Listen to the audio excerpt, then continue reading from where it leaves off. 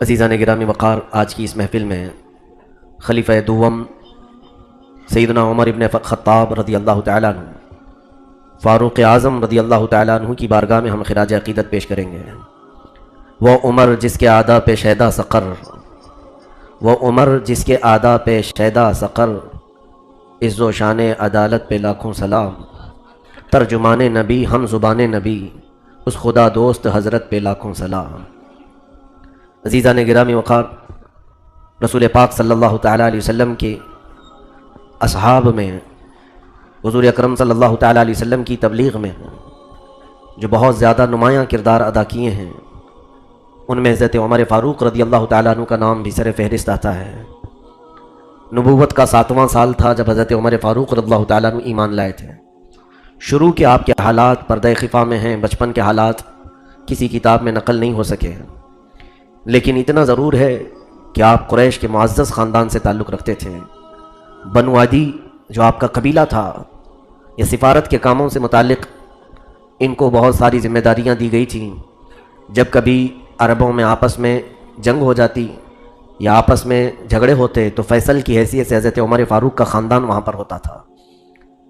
حضرت عمر فاروق رضی اللہ تعالیٰ عنہ بنو عدی میں سے تھے، جس کی وجہ سے سفارت کے کام آپ کو بھی ملے تھے، اور جس کی وجہ سے آپ دور دراز کے ملکوں کا سفر بھی کیے ہیں، شام، یمن اور اس کے علاوہ اور بھی کئی ممالک کا، کہ باہمی نزاع، باہمی جھگڑوں کو ختم کرنے کے لیے آپ ثالث کا کردار ادا فرماتے تھے۔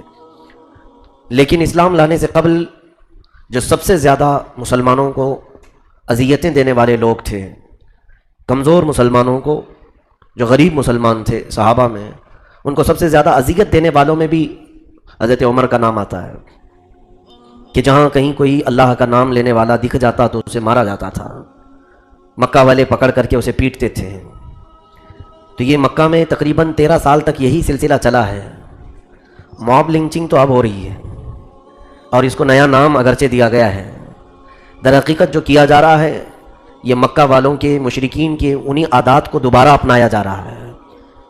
بس فرق یہ ہے کہ کفار وہاں پر بھی تھے، مشرکین وہاں پر بھی تھے، آج بھی وہی ہیں، لیکن جن مسلمانوں کو اس وقت اذیت دی جا رہی تھی، ان مسلمانوں میں اور آج کے مسلمانوں میں بڑا فرق ہے، کہ وہ اذیت سہتے تھے لیکن اللہ اللہ ہی کہتے تھے، مصیبتوں کو گلے لگاتے تھے لیکن نبی کا دامن کبھی نہیں چھوڑتے تھے۔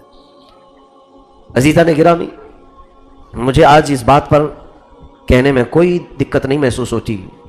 موب لنچنگ کرنے والے لوگ اس وقت 4-5 لوگ ملتے تھے اور ایک مسلمان کو پکڑ کر مارتے تھے، حرم کعبہ میں بھی، کسی مکہ کی گلی میں بھی۔ لیکن تاریخ اس بات کی شاہد ہے کہ جن لوگوں نے کثرت سے مسلمانوں کو مارا وہ خود ہی اسلام میں داخل ہوئے۔ ہمیں امید ہے کہ آج بھی اللہ انہیں ہدایت دے گا اور وہ اسلام کا پرچم پھر سے لہرائیں گے۔ اسی لیے اقبال نے کہا تھا، حرم کو مل گئے پاسباں صنم خانے سے۔ اکثر ایسا ہوا ہے کہ جنہوں نے شدت عداوت سے اسلام اور مسلمانوں کے خلاف علم بغاوت اٹھایا، پھر دنیا نے دیکھا ہے کہ انہی کے ذریعے سے اللہ تعالیٰ نے اسلام اور مسلمانوں کی حفاظت بھی فرمائی، ان کے دلوں میں اللہ اسلام کی ہدایت بھی عطا کرتا ہے۔ تو حضرت عمر کا حال انہی لوگوں میں سے تھا جو ضعیف، غریب اور کمزور مسلمانوں کو مارتے تھے۔ آپ کی حمیت اور غیرت بچپن سے ایسی تھی کہ لوگ آپ کے رعب و دبدبے سے خوف کھایا کرتے تھے۔ مکہ میں بڑے پہلوانوں میں بھی آپ کا شمار تھا، لہیم شہیم تھے، اور دیگر بہت سارے معاملات میں آپ کو لوگ فیصل کی حیثیت سے بٹھاتے تھے۔ جوانی سے ہی آپ کا حال یہ تھا۔ تو جہاں مکہ والوں نے پروپیگنڈا پھیلایا تھا مسلمانوں کے خلاف، نئے دین کے متعلق الگ الگ باتیں، وہ حضرت عمر کو بھی وہی ساری باتیں پہنچی تھیں۔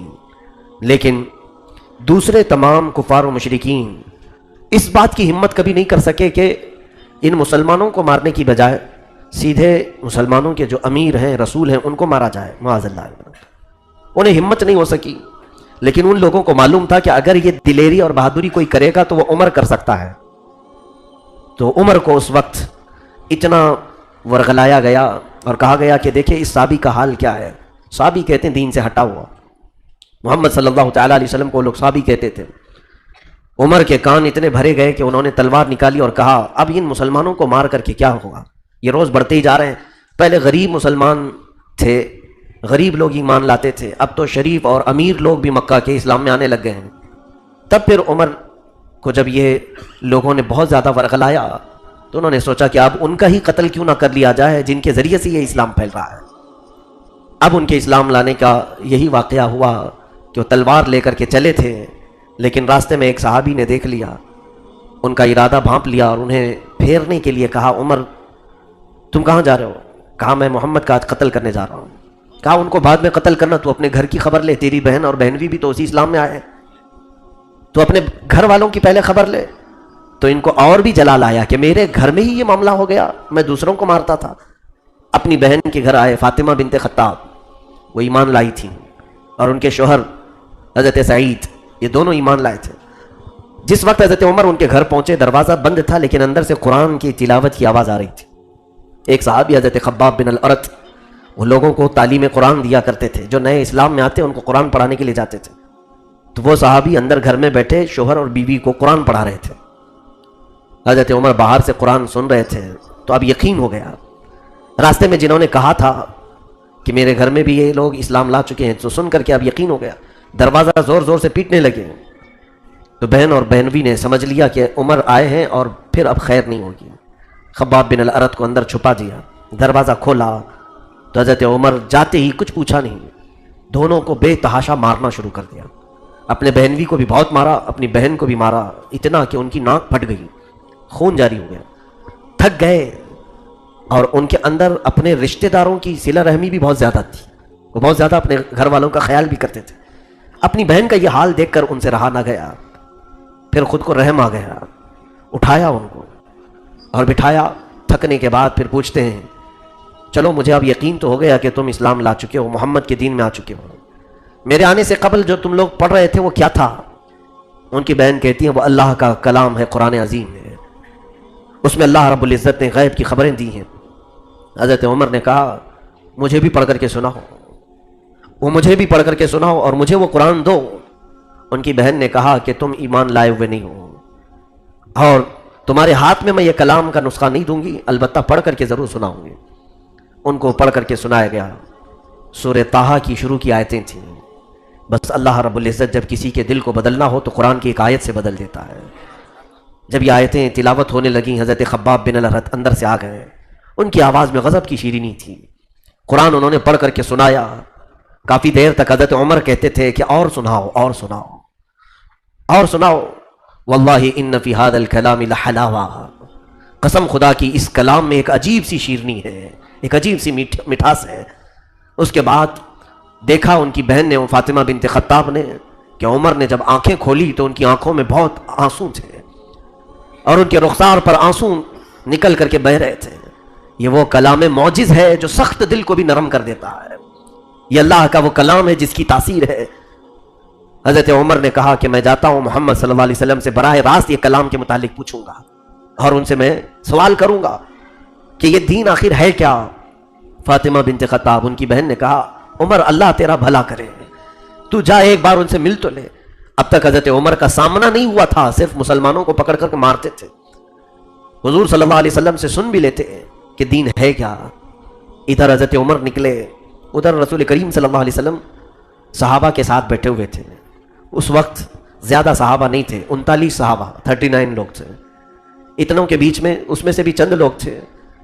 فرماتے ہیں رسول کریم صلی اللہ علیہ وسلم دعا کے لیے ہاتھ اٹھا رہے تھے، یوں فرما رہے تھے، اللہم اعز الاسلام باحد العمرین، اے اللہ تو اسلام کو عزت دے دو عمر میں سے کسی ایک عمر کے ذریعے سے۔ ایک عمر بن ہشام اور ایک عمر بن خطاب۔ مکہ میں 2 عمر بہت مشہور تھے۔ عمر بن ہشام لوگ نام سن کر کے شاید نہیں پہچانیں گے، لیکن اس کا جب لقب کہا جائے ابو جہل تو ہر کوئی پہچانتا ہے۔ ابو جہل کا اصل نام عمر بن ہشام تھا، اور دوسرا عمر ابن خطاب۔ یہ دونوں عمر مشہور تھے مکہ میں۔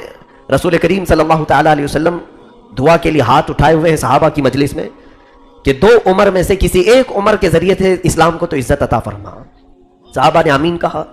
تھوڑی دیر نہ گزری تھی کہ دروازے پر حضرت امیر حمزہ پہرا دے رہے تھے کہ کوئی آ کر کے حضور کو تکلیف نہ پہنچائے۔ حضرت امیر حمزہ کا بھی رعب و دبدبا تھا۔ حضرت عمر کو تلوار لے کر کے تیزی سے آتے ہوئے دیکھا تو صحابہ نے کہا کہ عمر آ رہے ہیں، اور یہ عمر کے جب آنے کے حالات دیکھے صحابہ نے کہا کہ یہ بے قابو ہو جاتا ہے، اس کو کون قابو میں کرے گا۔ امیر حمزہ نے کہا نہ گھبراؤ میرے ساتھیوں، عمر اگر اچھے ارادے سے آ رہا ہے تو ٹھیک ہے، نہیں تو میں بھی عمر سے کم نہیں، میں اس کا مقابلہ کروں گا۔ اسی اسنا میں حضرت عمر دروازے پر آئے تو امیر حمزہ نے ان کا راستہ روک لیا، پوچھا کہ کیوں آنا ہوا، کس لیے آئے ہو؟ حضرت عمر نے کہا یہ تلوار محمد صلی اللہ علیہ وسلم کے حوالے کرنے آیا ہوں۔ تلوار لٹکا کر کے آئے تھے لیکن وہ تلوار حضور کے حوالے کرنے آئے تھے۔ حضرت امیر حمزہ نے راستہ کشادہ کیا، حضور پاک صلی اللہ تعالیٰ علیہ وسلم کی بارگاہ میں آئے، ایسے بیٹھے کہ سب سے زیادہ قریب ہو کر کے آپ کے گھٹنے حضور کے گھٹنوں کے قریب آ گئے۔ اللہ کے حبیب صلی اللہ تعالیٰ علیہ وسلم سے انہوں نے 2-3 باتیں پوچھی۔ حضور اکرم صلی اللہ علیہ وسلم جب قرآن پڑھنے لگے تو بے تحاشا عمر رونے لگے، کہا اتنے سال میں کس غفلت میں تھا، اتنے سال میں کون سی جہالت میں تھا۔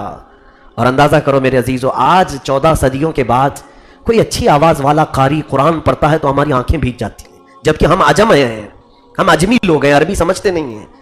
عربی جسے نہیں سمجھ میں آتی ہے اس کا دل ہل جاتا ہے۔ جو اہل عرب ہوں گے، جن کی مادری زبان عربی ہو، جن کی زبان میں قرآن اترا ہو، ان کے سامنے قرآن تلاوت ہو رہا ہو اور وہ بھی صاحب قرآن نے تلاوت کیا ہو، محمد رسول اللہ صلی اللہ علیہ وسلم نے، تو ان کے دل تو ہلنا ضروری ہے۔ حضرت عمر نے اسی وقت اپنی گردن حضور کے حوالے کر دی، کہا اشہد ان لا الہ الا اللہ واشہد ان محمدا رسول اللہ صلی اللہ علیہ وسلم۔ صحابہ نے اس وقت ایک بہت بلند نعرہ لگایا، پورے مکہ والوں نے اس وقت اس نعرے کی گونج سنی۔ حضرت عمر کے اسلام لانے کی خوشی میں اور صحابہ نے مبارکبادی دی، اے عمر مبارک ہو تجھے، رسول اللہ کی دعا تمہارے حق میں قبول ہو گئی۔ حضور نے 2 عمر میں سے کسی ایک عمر کے ذریعے سے اللہ کی بارگاہ میں یہ التجا کی تھی کہ اسلام کو عزت بخشے، وہ رسول پاک کی دعا تیرے حق میں قبول ہو گئی۔ حضرت عمر فاروق رضی اللہ تعالیٰ عنہ ایمان لائے، جب زمانے جاہلیت میں تھے تب بھی ان کا رعب و دبدبہ ویسی تھا، کسی سے خوف نہیں کھائے، کسی سے ڈرے نہیں، وہ علل اعلان مجلسوں میں شریک ہوتے تھے۔ ایمان لانے کے بعد بھی آپ کی وہی کیفیت تھی، وہی حالت تھی۔ رسول کریم صلی اللہ علیہ وسلم سے آپ نے یہی سوال کیا کہ ہم ایمان لائے ہیں، اسلام لائے ہیں، تو اب کفر و شرک کا مقابلہ بھی کریں گے۔ فرماتے ہیں حضرت عمر کہ میں نے زمانے جاہلیت میں جتنے مسلمانوں کو تکلیفیں دی تھی، میں چاہتا تھا کہ اب ایمان لانے کے بعد کفر و شرک کے خلاف ویسی کھڑے ہو کر کفارہ ادا کر لوں، پہلے جو کچھ ہو چکا اس کا کفارہ ادا کروں۔ اب حضور سے انہوں نے اصرار کیا، ہم حق پر ہیں؟ رسول کریم صلی اللہ علیہ وسلم نے فرمایا کیوں نہیں عمر، ہم حق پر ہیں۔ حضرت عمر نے کہا ہم حق پر ہیں تو ہم حق حاصل کر کے رہیں گے، اس لیے کہ حق ہی کی یہ شان ہے کہ وہ خانہ کعبہ کے سامنے جا کر علل اعلان نماز پڑھیں۔ حضور پاک صلی اللہ تعالیٰ علیہ وسلم نے منع فرمایا، پھر تھوڑی دیر کے بعد آپ نے پھر وہی بات دہرائی۔ تیسری مرتبہ رسول کریم صلی اللہ علیہ وسلم نے اجازت دی سارے صحابہ کو کہ عمر یہ کہتے ہیں کہ آج ہم بیت اللہ میں جا کر کے نماز پڑھیں۔ اس وقت تک نماز گھروں میں ہوتی تھی، چھپ چھپ کر کے مسلمان پڑھتے تھے۔ حضرت عمر 40ویں نمبر پر ایمان لائے تھے، 40ویں نمبر پر، اور جب آپ کی اصرار پر رسول کریم صلی اللہ علیہ وسلم نے صحابہ کو حکم فرمایا کہ چلو، تو 2 صفیں لگیں، 2 صفوں میں ایک صف میں آگے امیر حمزہ چلتے تھے، دوسری صف میں حضرت عمر چلتے تھے، اور یہ دونوں صفوں میں مسلمان چل کر خانہ کعبہ کے پاس آئے۔ سب سے پہلے حرم کعبہ میں حضرت عمر داخل ہوئے، ان کے خاندان کا ایک شخص وہاں بیٹھا ہوا تھا، بنو عدی کا، اس کو بلایا اور کہا اے انسان سن لے، سب کو اعلان کر دے اور بتا دے خطاب کا بیٹا عمر اسلام لا چکا ہے، اسلام لا چکا ہے۔ تو وہ شخص گیا اور پورے سب جگہ اعلان کیا کہ آج غضب ہو گیا کہ عمر آج ایمان لایا ہے، اسلام قبول کر چکا ہے۔ تو مکہ والے بہت سارے جمع ہوئے، بہت سارے آئے، اور جب حضرت عمر فاروق رضی اللہ تعالیٰ حضور صلی اللہ تعالیٰ علیہ وسلم کے پیچھے سایہ بن کر کے ایسے کھڑے تھے کہ لوگوں کو دیکھا مسجد حرم میں جوک در جوک داخل ہو رہے ہیں، ان کو آج ایک بڑی خبر ملی تھی کہ عمر ایمان لائے، تو کچھ لڑنے بھڑنے کے ارادے سے آئے تھے۔ تو حضرت عمر کہتے ہیں کہ اگر تم میں سے ہر خاندان کے 300 لوگ آئے، عمر ان کے لیے اکیلا کافی ہوگا۔ اور علل اعلان رسول کریم صلی اللہ علیہ وسلم کے ساتھ نماز ادا کیے، کسی کو بھی ہمت نہ ہو سکی کسی ایک مسلمان کو بھی ہاتھ لگا سکے۔ خدایا پھر سے ہمیں عمر کی آج ضرورت ہے۔ رسول کریم صلی اللہ تعالیٰ علیہ وسلم کے وہ عظیم جانثار صحابی جنہوں نے اسلام کی عزت میں اور اسلام کے وقار میں 4 چاند لگائے تھے، اسی دن رسول کریم صلی اللہ علیہ وسلم نے ان کو فاروق کا لقب عطا فرمایا۔ فاروق کہتے ہیں فرق پیدا کرنے والا۔ عمر کے اسلام لانے کے بعد کفر کیا ہے، اسلام کیا ہے، فرق پیدا ہو گیا۔ انہوں نے فاروق کا لقب حاصل کیا میرے آقا کی زبان پاک سے کہ یہ ان کی وجہ سے اسلام اور کفر میں فرق پیدا ہوا، کہ پھر لوگ اسلام کو اچھی طرح سے جاننے پہچاننے لگے۔ پھر زیادہ عرصہ نہیں، حضرت عمر فاروق رضی اللہ تعالیٰ عنہ اپنی طاقت کے مطابق ہر ممکن کوشش کرتے تھے کہ کوئی اذیت مسلمانوں کو دے نہ سکے۔ اتنے دن تقریباً حضرت عمر کے ایمان لانے کے بھی 5-6 سال تک مکہ مکرمہ میں حضور صلی اللہ تعالیٰ علیہ وسلم رہے، لیکن آپ کی موجودگی میں کفار کبھی حملہ نہیں کرتے تھے۔ آپ کی موجودگی میں مسلمانوں کو اذیت نہیں دیتے تھے. پھر اندازہ کیجئے سیدنا عمر فاروق رضی اللہ تعالیٰ عنہ کی ہجرت بھی اسی شان سے ہوئی ہے, اسی شان کی ہجرت تھی. اللہ کے حبیب صلی اللہ تعالیٰ علیہ وسلم کو جب ہجرت کا حکم ہوا وہ رات کے وقت ہوا تھا, اور حضور پاک صلی اللہ علیہ وسلم اس رات کو ہجرت فرمائے جب کافر آپ کے گھر کا محاصرہ کر کے کھڑے تھے آپ کا قتل کرنے کے لیے. ہر خاندان کا ایک آدمی باہر کھڑا تھا. اللہ کے حبیب صلی اللہ تعالیٰ علیہ وسلم اپنے گھر سے نکلے اور یاسین پاک کی تلاوت کرتے ہوئے کچھ کنکریاں ان کے چہروں پر ماری, سب اندھے ہو گئے, کسی کو حضور نظر نہ آئے. یہ ہجرت تو رسول کریم صلی اللہ تعالیٰ علیہ وسلم کی تھی. اس طرح سے میرے آقا صلی اللہ علیہ وسلم ہجرت فرما کر مدینہ طیبہ کی طرف چل پڑے ہیں. وہ اللہ کی مصلحتوں میں سے ایک مصلحت تھی اس طرح کی ہجرت. پھر بعض صحابہ وہ ہیں جو بڑی تکلیف سے ہجرت کی. عبداللہ ابن مسعود, ان کو حرم کعبہ میں بہت مارا گیا تھا, کھینچ کر کے لایا گیا تھا. حضرت مصعب بن عمیر, حضرت صہیب, ان لوگوں کو ان کے گھر والوں نے تک تکلیفیں دی تھی. یہاں تک کہ یہ لوگ راستے میں پہنچے تو گنڈوں کو بھیج کر کے ان کو مارا گیا تھا, ان کے جسم کو, ان کی ہڈیوں کو توڑا گیا تھا. لیکن حضرت عمر فاروق جس وقت مکہ سے نکل کر کے مدینے جانے والے تھے, حضور پاک صلی اللہ تعالیٰ علیہ وسلم کے ہجرت کرنے سے چند دن پہلے ہی بعض روایات میں یہ کہ حضور کی ہجرت کے دوسرے دن بعد ہی حضرت عمر آئے, 30 صحابہ کو بھی ساتھ میں لے لیا جو غریب صحابہ تھے, اور سیدھے حرم کعبہ میں آئے, خانہ کعبہ کا طواف کیا. پھر سارے لوگوں کو اعلان کیا.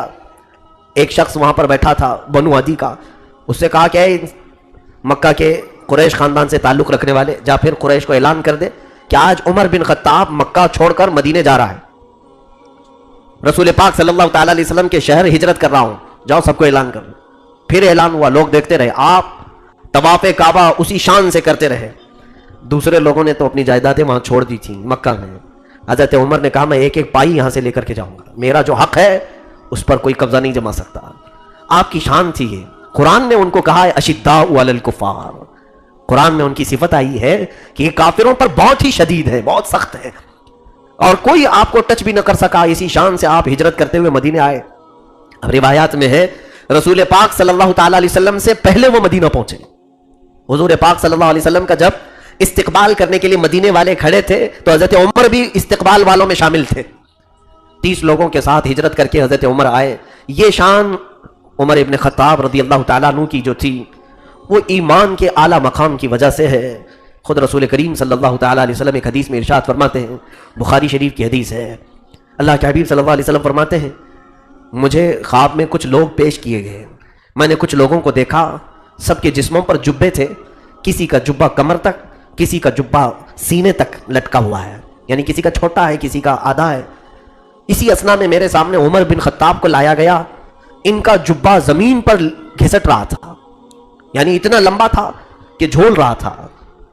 تو صحابہ نے پوچھا یا رسول اللہ صلی اللہ علیہ وسلم اس خواب کی کیا تعبیر ہے؟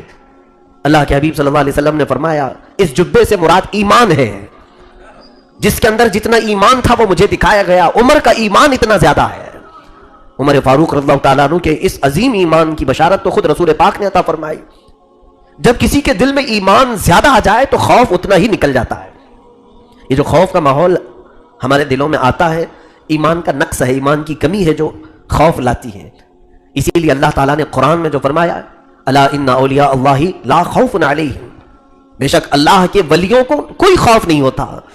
خوف دنیا کا, طاقت کا, دنیا کے رعب و دبدبے کا, یہاں کی باقی چیزوں کا خوف نکل جاتا ہے.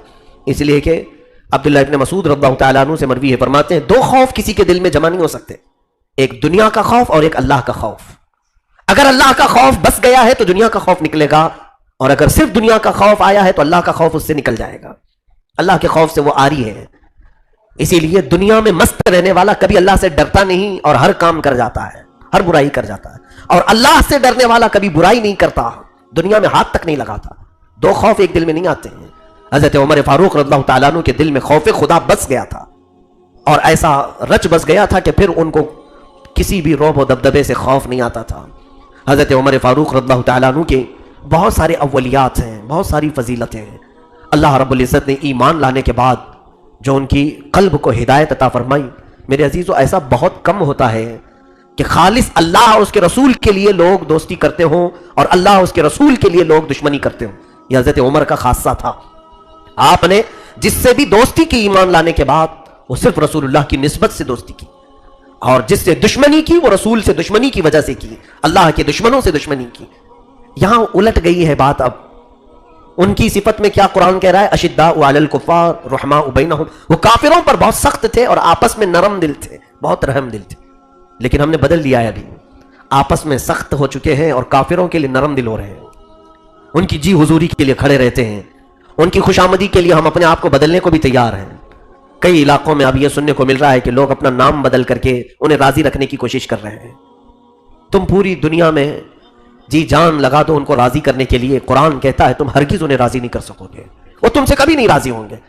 ایسے کئی لوگ اب راستے پر آ رہے ہیں جن کے چہروں پر داڑیاں ہیں، سروں پر بڑی بڑی ٹوپیاں، حد تو یہ ہے کہ کچھ خانقاہوں کے سجادے بھی باہر نکل آئے ہیں کفار و مشرکین کی حمایت کرنے کے لیے۔ ان کی حمایت میں ان کو ایسا لگتا ہے کہ ہم گفتگو کریں گے تو ہماری جان بچ جائے گی۔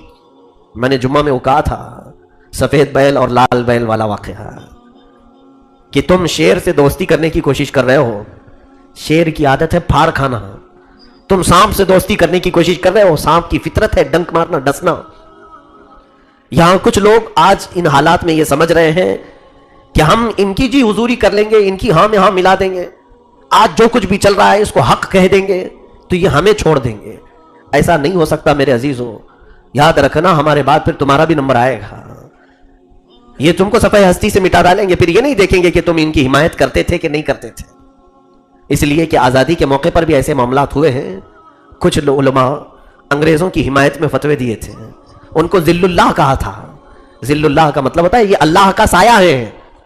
ان انگریزوں کے متعلق کچھ علماء کہتے تھے کہ ان کے خلاف بغاوت مت کرو، یہ بہت عدل کرنے والے لوگ ہیں، دیکھو انہوں نے ٹرینیں بنا دی ہیں، انہوں نے پٹریاں بچھا دی ہیں، انہوں نے عمارتیں کھڑی کر دی ہیں۔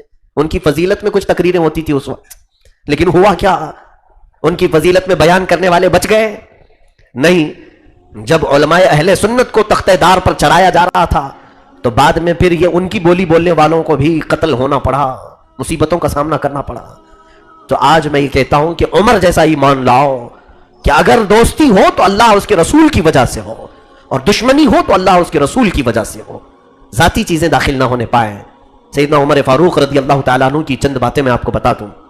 حضرت بلال حبشی رضی اللہ تعالیٰ عنہ غلام تھے، غلامی میں انہوں نے اپنی زندگی کے بیشتر ایام گزار دیے۔ ان کا جو مالک تھا مکہ میں امیہ، جو حضرت بلال کو سخت اذیتیں دیتا تھا، اتنی اذیتیں کہ ان کا جسم پورا گل چکا تھا، ان کی پیٹھ پر اتنے داغ تھے جلانے کے، انگاروں پر سلایا گیا۔ اوباش بدماش لڑکوں کے ہاتھ میں رسی باندھ کر کے حضرت بلال کو دے دیتا تھا، اور وہ نوجوان بدماش قسم کے لوگ آوارہ بلال حبشی کو پیر میں رسی باندھ کر مکہ کی گلیوں میں کھینچتے تھے، لے کر کے جاتے تھے، گرم ریت پر سلایا جاتا تھا۔ یہ سب اذیتیں بلال حبشی نے برداشت کی۔ غلامی سے آپ کو جس وقت آزادی ملی وہ بھی سیدنا ابو بکر صدیق رضی اللہ تعالیٰ عنہ نے آزاد کروایا۔ حضرت ابو بکر صدیق کی کل آپ نے سیرت سماعت کی، اس میں ایک شوشہ یہ بھی تھا کہ آپ کثرت سے حضور صلی اللہ علیہ وسلم کے غلاموں کو کافروں کی غلامی سے آزاد کرواتے تھے، کافروں کی غلامی سے آزاد کر کے حضور کی غلامی میں ڈال دیتے تھے۔ یہ حضرت بلال حبشی ہیں، غلام ہیں۔ میرے عزیزوں دیکھیں آپ، حضرت عمر فاروق رضی اللہ تعالیٰ عنہ جب خلیفہ بنے اور آپ کی خلافت کا دور ابھی میں ذکر کروں گا، کیا رعب و دبدبہ، کبھی کم نہیں ہوا آپ کا رعب و دبدبہ، زمانے جاہلیت میں بھی، اسلام لانے کے بعد بھی، آپ کے خلیفہ بننے کے بعد بھی لوگ آپ کے چلتے پھرتے بھی خوف کھایا کرتے تھے۔ حضرت عمر تو ہمیشہ کندھے پر درہ لے کے چلتے تھے، کوڑا لے کے چلتے تھے، شریعت کے خلاف کوئی بات دیکھتے تو بازار میں ہی کوڑے لگانا شروع کر دیتے تھے۔ حضرت عمر کا جلال بھی تھا۔ خود رسول کریم صلی اللہ علیہ وسلم نے فرمایا، میرا عمر جس راستے سے گزرتا ہے اس راستے پر شیطان نہیں آتا۔ جہاں تک حضرت عمر کی خوشبو جاتی تھی، چھاؤں ہوتی ہو، وہاں تک شیطان نہیں آتا تھا، دوسروں کی بات تو چھوڑے ہیں۔ تو اس عمر فاروق رضی اللہ تعالیٰ عنہ کا حال یہ تھا جو بات میں کہنے جا رہا ہوں۔ جب حضرت بلال حبشی کو بلاتے تھے تو یوں کہہ کر کے بلاتے تھے، یا سیدنا بلال، اے ہمارے آقا بلال آ جائیے۔ وہ غلام تھے، حبشی غلام، زندگی انہوں نے غلامی میں کاٹ لی، اور اسلام لانے کے بعد، ایمان لانے کے بعد حضرت بلال کا ایسا کوئی بہت بڑا گھر نہیں تھا، بہت بڑی عمارت نہیں تھی، بہت بڑی ڈیوٹیاں ذمہ داریاں نہیں تھیں۔ جس طرح سے نارمل زندگی گزارنی تھی ویسی وہ زندگی گزار رہے تھے عام لوگوں میں، لیکن اس کے باوجود حضرت عمر جب ان کو بلاتے تھے یوں کہتے تھے، یا سیدنا بلال، اے ہمارے آقا بلال آئیے۔ حضرت بلال کہتے تھے امیر المومنین آپ مجھے سیدنا کہتے ہیں، در حقیقت آپ ہمارے سیدنا ہیں، آپ ہمارے آقا ہیں۔ حضرت عمر کہتے تھے بلال میں تمہیں جو سیدنا کہتا ہوں وجہ یہ ہے کہ جو جسم میں تم نے اپنے داغ محبت رسول میں لیے وہ ہم نے بھی نہیں لیے، حضور پاک صلی اللہ تعالیٰ علیہ وسلم کی محبت میں جو تم نے مشقتیں برداشت کی ہیں وہ ہم نے نہیں برداشت کی۔ تو یہاں سے پتہ چلتا ہے حضرت عمر کی محبت بھی تھی تو وہ حضور کی وجہ سے تھی، جو رسول کریم صلی اللہ علیہ وسلم سے ریلیٹڈ ہے اس کی بہت زیادہ قدر کرتے تھے حضرت عمر، اور محبت رسول کا یہی جلوہ دیکھنے کو ملتا ہے ہر جگہ پر۔ اسی لیے حضرت عمر رضی اللہ تعالیٰ عنہ کی یہ زبان میں ہے کہ جو رسول پاک صلی اللہ تعالیٰ علیہ وسلم کا ہو گیا وہ ہمارا ہے، اور جو ان سے بیگانہ ہوا اس سے ہمارا کوئی رشتہ ہی نہیں۔ جانتے ہیں آپ جنگ بدر جب ہوئی، جنگ بدر میں اللہ رب العزت نے مسلمانوں کو فتح عظیم عطا فرمائی، اس میں حضرت عمر بھی تھے، 313 ہی لوگ تھے لیکن 1000 سے زیادہ کافروں کو مار بھگایا، 140 لوگ تقریباً 140 لوگ 70 مارے گئے تھے اور 70 قیدی بن کر کے آئے تھے۔ 140 لوگوں کا نقصان تھا ان کے کافروں کا، جو 70 قیدی بنا کر کے لائے گئے تھے کہ کافروں کے متعلق حضور نے مشورہ لیا صحابہ سے کہ ان کے ساتھ کیا کیا جائے، ان کے ساتھ کیا سلوک کیا جائے، یہ قیدی بن کر کے آئے ہیں۔ حضرت عمر فاروق رضی اللہ تعالیٰ عنہ سے بھی حضور مشورہ لیتے، حضرت ابو بکر سے بھی۔ حضرت عمر نے کہا یا رسول اللہ صلی اللہ علیہ وسلم ان کو مارا جائے، ان کو ختم کر دیا جائے، ان کو جینے کا کوئی حق نہیں، کیونکہ یہ اللہ اور اس کے رسول کی دشمنی میں اتنے اڑے ہوئے تھے کہ مکہ میں انہوں نے ایک ننگا ناچ کیا ہے اور پھر ہر مسلمان کو قتل کرنے کی ان کی نیت تھی، آج ہمارے ہاتھ میں آئے ان کو ختم کر دیا جائے، ان کو نہ چھوڑا جائے۔ یہ حضرت عمر کی رائے تھی۔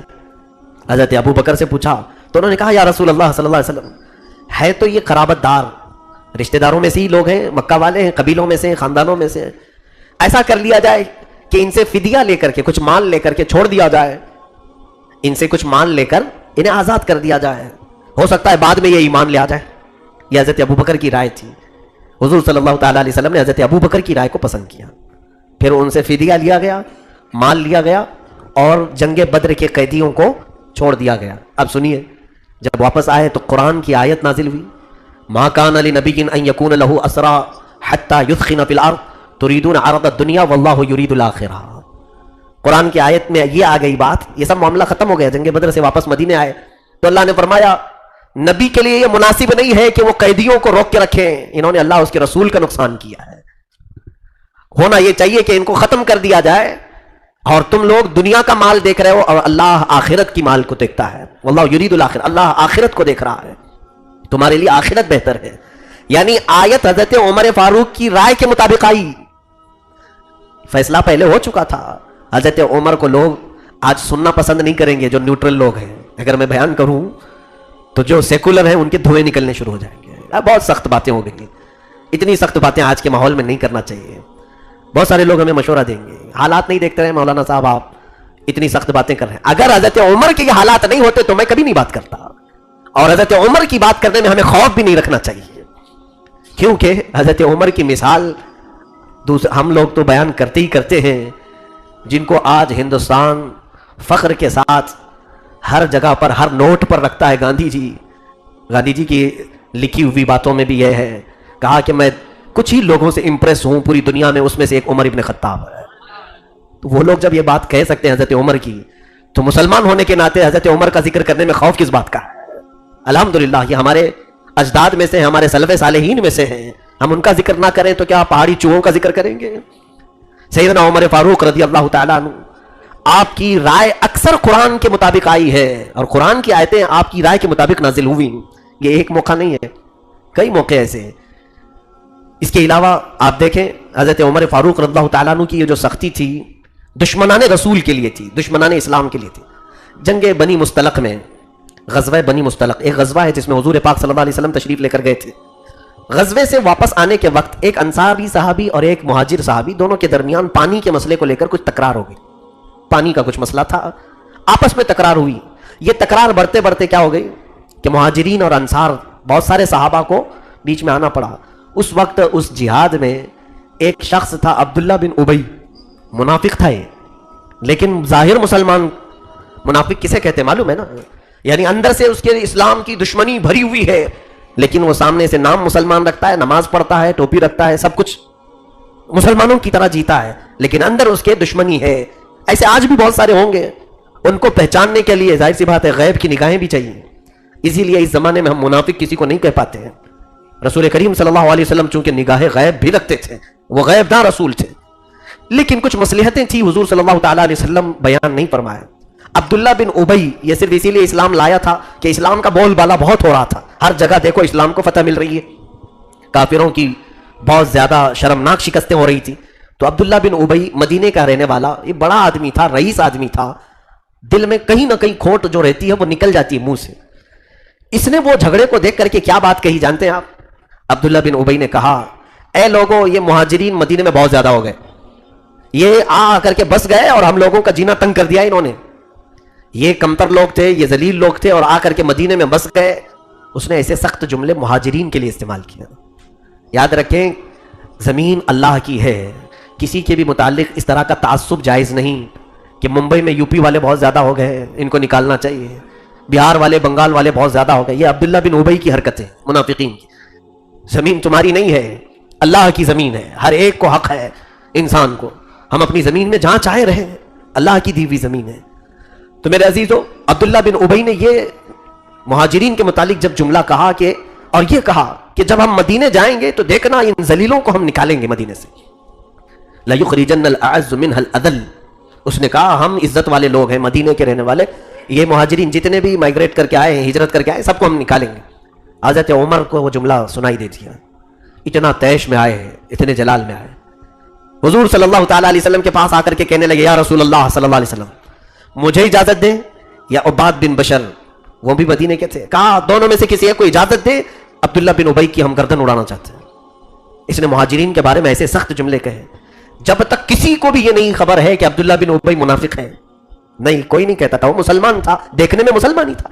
حضور صلی اللہ علیہ وسلم نے بھی منع کر دیا, عمر پھر لوگ کیا کہیں گے کہ محمد اپنے ہی ساتھیوں کا قتل کروا رہے ہیں, وہ میرے ساتھ جہاد میں آیا, میرے ساتھ جنگ کیا, اس کا ہم قتل کیسے کریں؟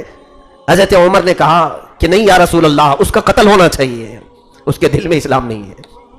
حضرت عمر یہ بار بار کہتے رہے. اور اس کے بعد حضرت عمر جب بھی بات کرتے تو قرآن کی دلیل سے بات کرتے تھے. حضرت عمر نے ایک آیت پڑھی, یا رسول اللہ صلی اللہ علیہ وسلم, کیا اللہ یہ نہیں فرما رہا ہے استغفر لهم او لا تستغفر لهم ان تستغفر لهم 70 مرة فلن يغفر الله لهم.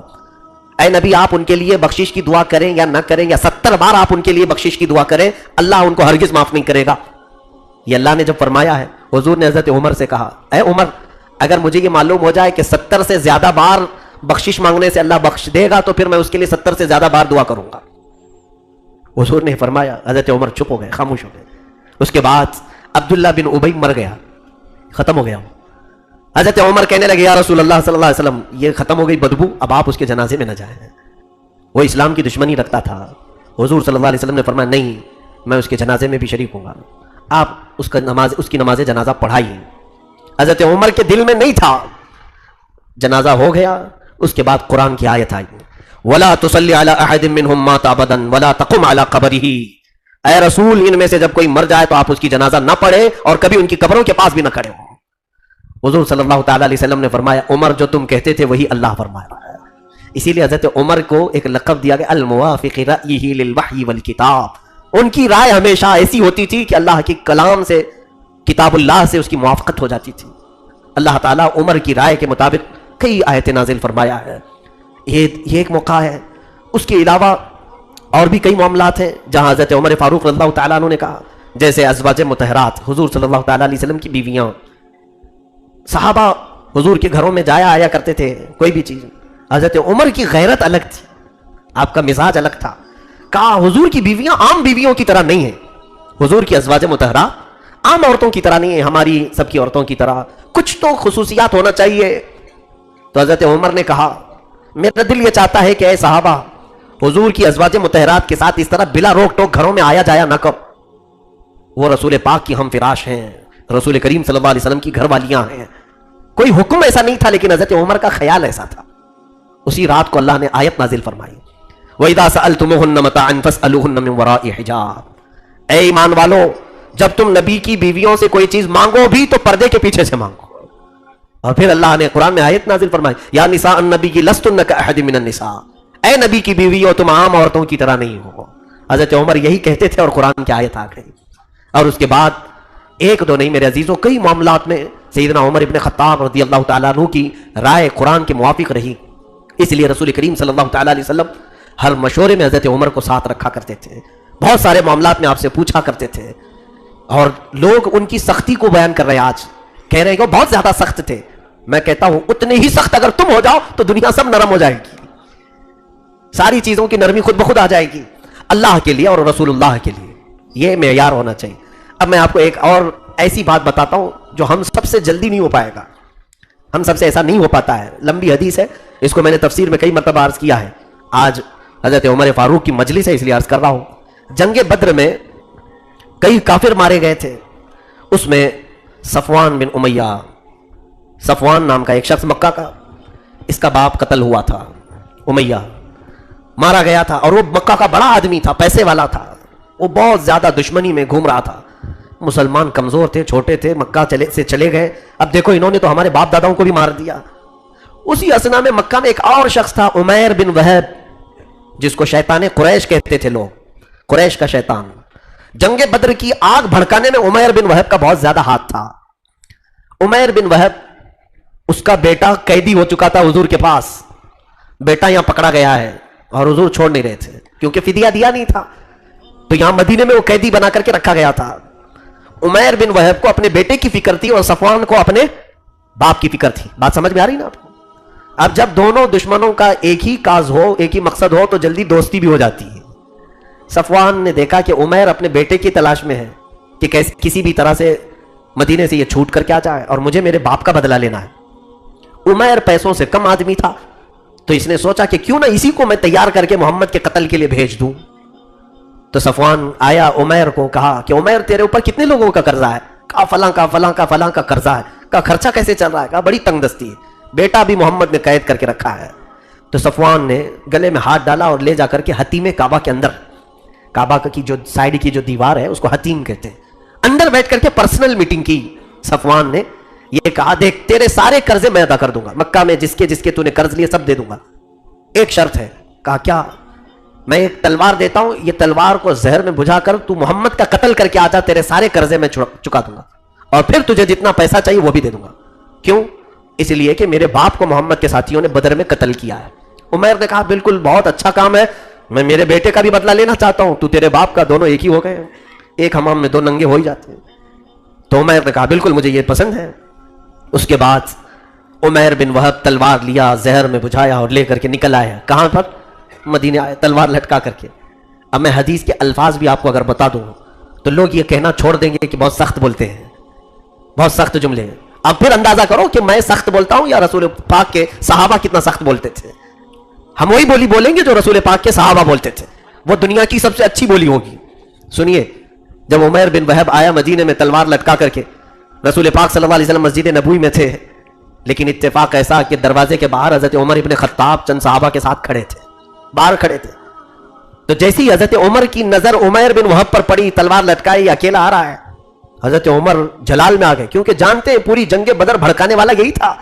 جنگ بدر میں بھاگ کے گیا، اس کا بیٹا قیدی تو ہے. فوراً حضرت عمر نے کیا کہا جانتے ہیں؟ خذوا ھذا الکلب، پکڑو اس کتے کو. یہ الفاظ کس کے ہیں؟ حضرت عمر کے. پھر لوگ ہم سے کہیں گے بہت سخت بولتے ہیں، میں اپنی جانب سے کچھ نہیں بول رہا ہوں. حضرت عمر کی بولی اچھی ہے یا نہیں ہے؟ دشمن رسول کو کہا تھا انہوں نے، کہا پکڑو اس کتے کو، یہ الفاظ ہیں. اور اس کے بعد حضرت عمر دوڑتے ہوئے آئے، بڑا لمبا ان کے ہاتھ میں ایک رومال تھا، گردن میں ڈالا اور لپیٹ کر کھینچتے ہوئے لے آئے. کیسے آنا ہوا؟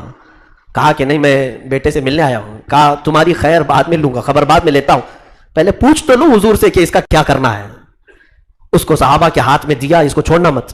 مسجد نبوی میں اندر آئے، رسول کریم صلی اللہ علیہ وسلم سے کہا یا رسول اللہ صلی اللہ علیہ وسلم، وہ شیطان قریش بدر کی جنگ بھڑکانے والا عمیر بن وہب آیا، اور یا رسول اللہ مجھے لگتا ہے وہ برے ارادے سے آیا ہے. یہ حضرت عمر کی دوربین نگاہ ہے. آپ کس قدر سمجھ جایا کرتے تھے، حساس سے. کہا کہ مجھے لگتا ہے وہ برے ارادے سے آیا ہے. حضور صلی اللہ علیہ وسلم آپ کی شان کریمی اور شان رحیمی ایسی تھی کہ دشمنوں کے لیے بھی آپ دروازے کھول دیا کرتے تھے. آپ نے فرمایا عمر اسے اندر تو آنے دو، اندر تو آنے دو. حضرت عمر اسی طرح سے اسے پکڑ کر کے اندر لے آئے. حضور نے فرمایا اس کی گردن کو ڈھیلی تو کر دو، بات کر سکے. آپ نے اس کی گردن کو ڈھیلا کیا. رسول کریم صلی اللہ علیہ وسلم نے پوچھا کیسے آنا ہوا عمیر؟ عمیر بن وہب نے کہا کہ بس میرے بیٹے کی خبر لینے آیا ہوں جو آپ کے پاس قیدی ہے، خیر خیریت پوچھنے آیا تھا اور کچھ بھی نہیں۔ حضور نے فرمایا سچ بولو کس لیے آیا؟ عمیر نے کہا بس اسی کے لیے تو آیا ہوں، میرا بیٹا آپ کے پاس قیدی ہے، بات چیت کر لوں۔ کہا اگر بیٹے سے بات کرنے کے لیے آیا تو تلوار کیوں لے کے آیا ہو؟ تو اس نے تلوار پھینک دیا نیچے دکھانے کے لیے، کہا اس تلوار کا کیا، جنگ بدر میں تو دیکھا آپ نے ہماری تلواریں کچھ کام نہیں آ سکی، آپ ہی کی تلوار کام آئی تھی۔ یہ لچھے دار باتیں ہوتی ہیں۔ تو حضور پاک صلی اللہ علیہ وسلم کو وہ اس طرح سے باتیں بنانے کی کوشش کر رہا تھا تلوار پھینک کر۔ حضور نے کہا، زور سے کہا، عمیر وہ بات کیوں نہیں کہتے جو صفوان کے ساتھ حتیم کعبہ میں کر کے آئے ہو؟ حتیم کعبہ میں بیٹھ کر کے جو تم نے صفوان کے ساتھ کہا وہ بات کہو۔ اللہ اکبر۔ عمیر بن وہب پورے جسم میں راشا طاری ہو گیا، کیونکہ یہ پرسنل بات تھی، راز کی بات تھی صفوان کے ساتھ جو کر کے آیا تھا، کسی کو خبر نہیں تھی۔ پھر کہا عمیر بن وہب نے، میں سنتا تھا کہ آپ غیب کی خبریں جانتے ہیں، آج میری خبر آپ نے خود دے دی، اب زیادہ دیر کس بات کی، میں بھی دائرہ اسلام میں داخل ہوتا ہوں۔ انہوں نے کلمہ پڑھا، اسلام لا ہے۔ دیکھیں یہ سچویشن میں بتانا چاہتا ہوں، عمیر بن وہب حضور صلی اللہ علیہ وسلم کی بارگاہ میں کلمہ شہادت پڑھ کر ایمان لائے، باہر مسجد نبوی کیا ہے، حضرت عمر اب وہ گمچھا نہیں اپنا ہاتھ ان کے گلے میں ڈال کر آئے، گلے میں ہاتھ ڈال کر باہر لائے، اور دیگر ساتھیوں سے کہتے ہیں واللہ انی لخنزیر احب الیہ، قسم خدا کی پہلے مجھے خنزیر اس سے اچھا لگتا تھا، خنزیر برا جانور، یہ بھی لفظ ہے حضرت عمر کے، خنزیر مجھے اس سے اچھا لگتا تھا کیونکہ یہ دشمن رسول تھا، لیکن اے لوگوں سنو، واللہ الان احب الی من بعض ولدی، اب مجھے یہ میرے اپنے بیٹوں سے زیادہ محبوب لگتا ہے، کیونکہ اس نے اپنے زبان سے کلمہ توحید جو پڑھا۔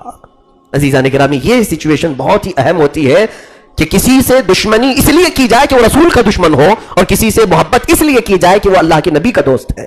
یہ حضرت عمر کا خاصہ ہے، ایسا سب کے اندر آئے گا نہیں، یہ بولنا بہت آسان ہے، یہاں تو حال ایسا ہے برائیاں چھوڑنے والے کو بھی پتہ نہیں کتنی بار ہم اوپر سے نیچے دیکھتے رہتے، کیوں آیا یہ مسجد میں، ارے یہ چرسی تھا، یہ نشے والا تھا، جواری تھا، یہ کیسے آ گیا مسجد میں، اتنا اس کو گھور گھور کر کے دیکھیں کہ وہ پھر سے بھاگ جائے، نہیں آنا چاہتا۔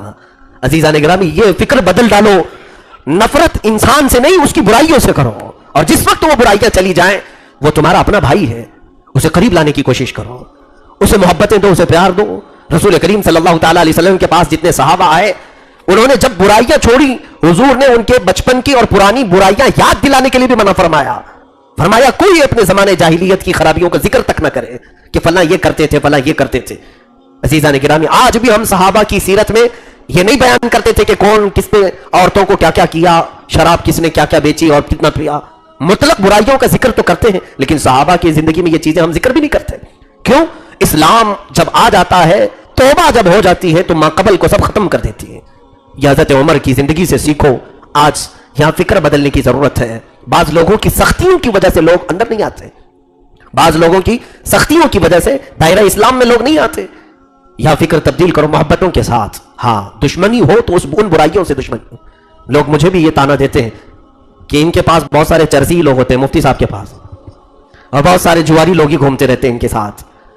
میں نے کسی صاحب سے کہا بھی تھا کہ ہاں ڈاکٹر ہمیشہ مریضوں کے ساتھ ہی ہوتا ہے، اور مریض ڈاکٹر کے پاس نہ جائیں تو اچھے لوگ کاہے کے لیے آئیں گے؟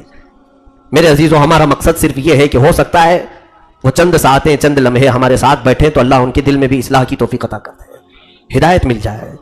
باقی اگر ہم کو آپ یہ دیکھ رہے ہیں کہ میں بھی ان کی طرح بن گیا تو آپ ضرور ڈانٹیں کہ چرسیوں کے ساتھ یہ بھی چرسی ہو گیا، تو پھر آپ روکیں ضرور، آپ منع ضرور کریں کہ ان کے اخلاق تمہارے اندر آ رہے ہیں، اگر نہیں آ رہے میرے اندر اور میں کوشش کر رہا ہوں تو یہ سنت مصطفیٰ ہے، صحابہ کی سنت کریمہ ہے۔ عزیزان گرامی حضرت عمر فاروق رضی اللہ تعالیٰ عنہ نے ایک معیار عطا کیا ہے، الحب فی اللہ والبغض فی اللہ، اللہ کے لیے محبت، اللہ کے لیے دشمنی۔ آج کبھی آپ نے یہاں پر محسوس کیا اس منبر سے کہ کسی کو ٹارگٹ کر کے ہم بیان کر رہے ہوں، کسی کا نام لے کر کے بیان کر رہے ہوں کہ محلے میں فلاں بن فلاں فلاں کا بیٹا ایسا کرتا ہے؟ کبھی ہم کو یہ ضرورت نہیں ہوئی، ہم نے برائیوں کا ذکر کیا ہے، ہم نے بے حیائیوں کا ذکر کیا، ہم دشمن انہی برائیوں کے ہیں۔ بلکہ بعض صحابہ فرماتے ہیں جو برائیوں میں مبتلا ہو گئے ان سے اور زیادہ تم ہمدردی کا احساس کرو کہ وہ دوزخ میں جانے والے لوگ ہیں۔ کیا تم اپنے بھائی کو دوزخ میں گرتا ہوا دیکھنا پسند کرو گے؟ اگر تمہارے دل میں محبت ہے تو اس کے ساتھ ہمدردی کا اظہار کرو، اسے نکالنے میں ہر ممکن کوشش کرو، ہر ممکن کوشش کرو۔ یہی صوفیاء اکرام کا مذہب تھا، یہی اولیاء کاملین کا مذہب تھا۔ ارے میاں رسول کریم صلی اللہ علیہ وسلم کے پاس ایسے بھی لوگ آئے کہ حضور سے آ کر کے شرط رکھی میں ایمان تو لاؤں گا لیکن 5 وقت کی نمازیں نہیں پڑھوں گا، پوری نہیں پڑھوں گا، 3 خالی پڑھوں گا. حضور نے وہ بھی منظور کر لیا، ٹھیک ہے آ تو جاؤ، 3 ہی پڑھ لینا، آ تو جاؤ. یہ بھی ہے، لیکن وہ آئے حضور پاک صلی اللہ علیہ وسلم کے پاس. یہ اختیار ہمیں نہیں ہے. آپ یہ مت سمجھنا کوئی ایک نماز پڑھنے کے لیے آ رہا ہے تو آپ بھی اس کو 4 معاف کر دیں گے. وہ حضور شارع اسلام تھے، بانی اسلام ہے، اختیارات مصطفیٰ تھے. حضور نے انہیں اجازت تو دی کہ آ تو جاؤ تم، 3 ہی ضرور پڑھنا، لیکن تاریخ میں موجود ہے وہ اسلام لائے اس شرط پر کہ 3 پڑھوں گا، لیکن 3 پڑھا کبھی نہیں، 5 ہی پڑھتے رہے. کیوں؟ اس لیے کہ جس وقت محبت رسول آ جاتی ہے دل میں، پھر ایک محبت کرنے والے کو ایک ایسے گوارا ہو کہ محبوب 5 پڑھ رہا ہو اور محب 3 کیسے پڑھے گا. ادائیں خود بخود منتقل ہو جاتی ہیں. اسی لیے عزیزان گرامی سختی برائیوں کے ساتھ کریں اور ان لوگوں کو کسی بھی طرح سے مجال دیں، یعنی میدان دیں کہ لوگ اصلاح کی طرف آئیں، ہدایت کی طرف آئیں. عزیزان گرامی وقار سیدنا عمر ابن خطاب رضی اللہ تعالیٰ عنہ کی یہ جو خاصیت ہے یہ مجھے سب سے عزیز لگتی ہے، بہت پیاری ہے، کہ دشمنان رسول کے ساتھ شدت کا برتاؤ، سختی کا برتاؤ، کفار و مشرکین کے ساتھ انہوں نے کوئی رو رعایت نہیں کی. حتیٰ کہ جنگوں میں بھی آپ نے ایسی معاملات کیے اور آپ نے اظہار بھی اس کا کیسے کیا. دیکھیں آپ کی خلافت میں کتنی فتوحات ہوئی ہیں اس کا اندازہ بھی مشکل ہے. آپ کی 10 سالہ خلافت میں اتنی فتوحات ہوئی کہ اگر میں گنانے لگ جاؤں تو کم از کم 2 گھنٹے لگیں گے. ان کی صرف جنگوں کے نام گناؤں. قیصر و کسریٰ، یہ 2 بادشاہوں کی بہت چلتی تھی، یعنی اس زمانے کے امریکہ اور رشیا، اور ہر ایک پر اپنی دادا گیری چلاتے بھی تھے جیسے آج چلاتے ہیں. لیکن ان کی دادا گیری سیدنا عمر فاروق کے سامنے چل نہیں سکی. حضرت عمر فاروق رضی اللہ تعالیٰ عنہ نے فتوحات کا سلسلہ جب طویل کیا تو ان کو بھی پیغام بھیجا قیصر اور کسریٰ کو کہ اب تمہاری باری ہے، عمر کی فوج تمہارے ملک میں بھی آنے والی ہے. پہلے تو وہ لوگ کہتے تھے مذاق ہے یہ، کہاں مدینے کے چند لوگ کہاں قیصر و کسریٰ کی بات کرتے ہیں. دنیا بھر کا سونا اکٹھا کر کے وہ کرسیاں بنائے تھے. قیصر و کسریٰ کے دربار میں بیٹھنے والے وزیروں کی کرسیاں سونے کی بن جاتی تھیں. تو پھر کتنا مال جمع کیا تھا انہوں نے. جب آپ نے خط بھیجا تو انہوں نے مذاق سمجھا. پھر چند دنوں کے بعد آس پاس کے علاقے فتح ہونے لگے تو لگا کہیں بات میں دم تو ہے، قریب ہی پھٹک رہا ہے، عمر کی فنین ہوتا ہے. تو اس نے کہا ٹھیک ہے یہ نیا ورڈ ہے، امیر المومنین ہوتا ہے تو اس کا محل کہاں ہے. پھر انہوں نے ہنس دیا، کہا ان کا محل بھی نہیں ہوتا ہے. اسلام میں یہ چیز رکھی نہیں گئی تھی، ان کا محل بھی نہیں ہوتا. پھر ان لوگوں نے پوچھا کہ ٹھیک ہے محل بھی نہیں ہوتا تو رہتا کہاں ہے. تو صحابہ نے کہا دیکھو مسجد نبوی کے آگے جنت البقیع کے پاس ایک پیلو کا درخت ہے، اس درخت کی چھاؤں میں سو رہا ہوگا دوپہر کے وقت. یہ وقت کے امیر المومنین کا پتہ بتا رہے لوگ. تو وہ قیصر و کسریٰ کے قاصد آئے، ڈھونڈتے ہوئے دیکھا دوپہر کی گرمی میں درخت کے سائے میں کوئی نہیں ہے، تنہا ایک چادر بچھا کر حضرت عمر فاروق آرام کر رہے ہیں، قیلولے میں ہیں. تو کچھ لوگ وہاں جو کھڑے تھے اور کہا یہ ہے عمر جس کے خوف سے قیصر و کسریٰ وہاں بیٹھ کر کانپ رہے ہیں، وہ ڈر رہے ہیں، ہم کو دیکھنے کے لیے بھیجے، اتنا معمولی آدمی کیوں نہ ہم اس کا قتل کر کے نکل جائیں. حضرت عمر بیدار ہوئے اور کہا جو تم دل میں سوچ رہے ہو اللہ کبھی ہونے نہیں دے گا. میرا رب میرا محافظ ہے. ان کے ہاتھوں سے تلواریں چھوٹ گئی. کہا یہ اور طاقت ہے، یہ کوئی اور طاقت ہے. اور اس کے بعد جا کر قیصر و کسریٰ کو انہوں نے بتایا بھی کہ ایسے ایسے وہ رہتا ہے. حضرت عمر نے کہا جاؤ تمہارے بادشاہوں کو یہ پیغام دو کہ عمر کو ڈر اس لیے نہیں ہے کہ ہم نے غریبوں کے خون پر کرسی نہیں بچھائی، اللہ اس کے رسول کی محبت نے ہم کو اس مقام پر پہنچایا ہے، اور تمہارے بادشاہوں نے ظلم و زیادتی سے اپنی کرسی بچھائی ہے. اور وہ ڈرتے ہی رہیں گے، آگے پیچھے 10-10 گاڑیاں لے کے چلیں گے ہی نا، کیونکہ ڈر ہے، خوف ہے. آج بھی دیکھیں کھلے عام نہیں آ سکیں گے، ساری سیکورٹی کے ساتھ ہی آنا پڑے گا، کیونکہ مار دیں گے. اتنی مندی جو کر کے رکھے ہو، لوگوں کو محتاج بنا کر کے رکھے ہو، لوگ غیظ و غضب میں آ جائیں گے، دامن پکڑ لیں گے. ڈر ہے حکما کو. عدل کرنے والا خوف کس بات کا کرے گا؟ ارے عدل کرنے والے کے لیے لوگ اپنی پلکیں بچھاتے ہیں، لوگ اس کے لیے دعائیں کیا کرتے ہیں، لوگ اس کے لیے عزت و آبرو کی دعائیں کرتے ہیں. دیکھو آپ نے ترکی میں ہوا بھی تھا، اس وقت کے زعیم اور لیڈر کو فوج نے بغاوت کی تو وہاں کی رعایا سڑکوں پر آ گئی اور راستوں پر سو گئے، اور فوج سے کہا اگر ہمارے لیڈر کے خلاف تم نے بغاوت کی ہے تو ٹینک پہلے ہمارے اوپر چلاؤ، بعد میں اس اسلام کے عظیم لیڈر پر. قوم آ جائے گی. کیوں؟ عدل و انصاف اگر ان کے ساتھ کرتے ہو، کیونکہ اللہ رب العزت نے تمہیں اگر بادشاہت دی ہے، حکومت دی ہے، تخت عطا کیا ہے تو عدل و انصاف کا ہاتھ نہ چھوڑو. وہ حضرت عمر جیسی عدالت دنیا میں کوئی نظیر بھی نہیں لا سکتا اسے. خیر قیصر اور کسریٰ کے پاس پہنچ بھی گئی حضرت عمر کی فوج، اور قیصر اور کسریٰ کو بھاگنے پر مجبور بھی کیا. سارے ملک فتح بھی ہوئے، ایران اسلام میں آیا، روم اسلام میں آیا. ایک بہت نکتے کی بات میں بتاتا ہوں، ایران میں آج سب سے زیادہ شیعہ ہے، بلکہ ان کا جو نیشنل ریلیجن ہے وہ بھی شیعہ ہے. اسلام تو بتاتے ہیں لیکن شیعہ ہیں. اور وہاں کے شیعہ علماء جو سب سے زیادہ اگر دشمنی کرتے ہیں تو حضرت ابو بکر اور حضرت عمر سے. ان بے وقوفوں کو یہ معلوم ہونا چاہیے کہ ایران اسلام میں آیا بھی ہے تو عمر کی بدولت آیا ہے, اور اسی عمر کو کوستے ہیں لوگ. حضرت عمر فاروق رضی اللہ تعالیٰ عنہ نے فتح کیا ہے, آپ کی فوجوں نے فتح کیا. اب دیکھیں جو بات میں بتانا چاہ رہا ہوں, خوف اور ڈر دل سے نکالو اور لوگوں کی ہیبت بھی نکالو. جو صحابہ قیصر اور کسریٰ کے محلات فتح کر کے آئے تھے تو قیصر بادشاہ کے محل میں جو چیزیں قیمتی تھیں وہ سب لے لیا, مال غنیمت ہے نا.